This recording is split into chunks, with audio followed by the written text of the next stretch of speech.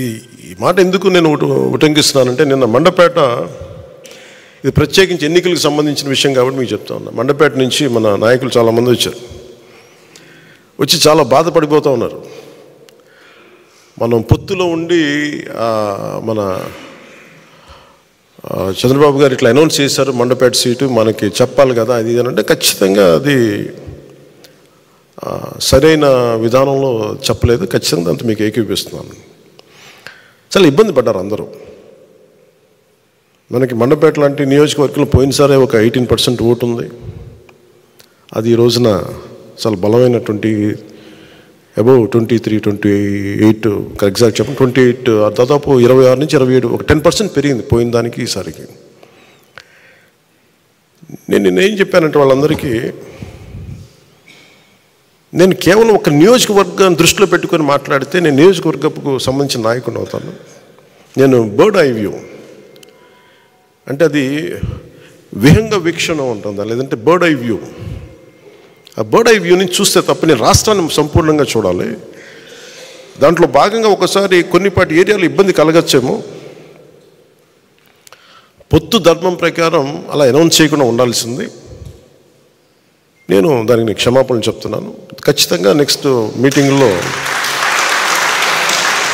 దాని మీద వివరణ ఇచ్చి దాన్ని ఎలా సరిదిద్దాలో సరిదిద్దుతాం అని ఒక మాట ఇచ్చి పంపించాను.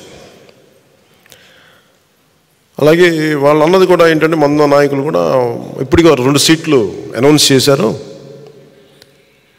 మరి ఇది పొత్తు ధర్మమేనా నన్ను అడిగితే అట్లా కొన్ని ప్రత్యేక పరిస్థితులు ఉంటాయి, వాళ్ళు కూడా మనం అర్థం చేసుకోవాలి కదా. 4 దశాబ్దాలు సుదీర్ఘ అనుకున్న వ్యక్తులు, ఒంటరిగా వాళ్ళ సొంత పార్టీ నడిపిన వ్యక్తులు.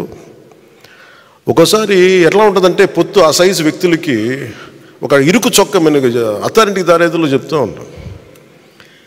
ఒక బలమైన వ్యక్తికి సరిపోయిన కోటేస్తే కొంచెం ఇరుగ్గా ఉంటుంది కదా, టైట్గా ఉంటుంది. అలాగే ఒకసారి పొత్తు ఆ స్థాయి నాయకులకి చాలా ఇబ్బందిగా ఉంటుంది ఒక్కోసారి. కానీ వాస్తవాలు వేరుంటాయి,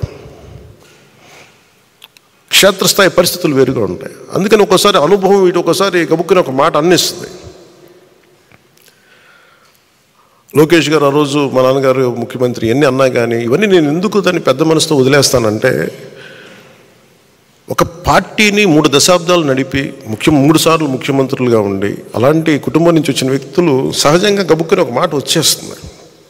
దాన్ని రాష్ట్ర ప్రయోజనాలను దృష్టిలో పెట్టుకొని జగన్ అనే వ్యక్తి ఇంకొకసారి వస్తే రాష్ట్రం అధోగతికి పాలవుతుంది అన్న ఒక్క ఆలోచన నన్ను చాలాసార్లు రెస్పాండ్ కానివ్వకుండా చేస్తుంది. వాళ్ళు అలా మాట్లాడారు కదా, మీరు ఇలా మాట్లాడచ్చు కదా అంటే అదే కదా తేడా అని చెప్తాను నేను.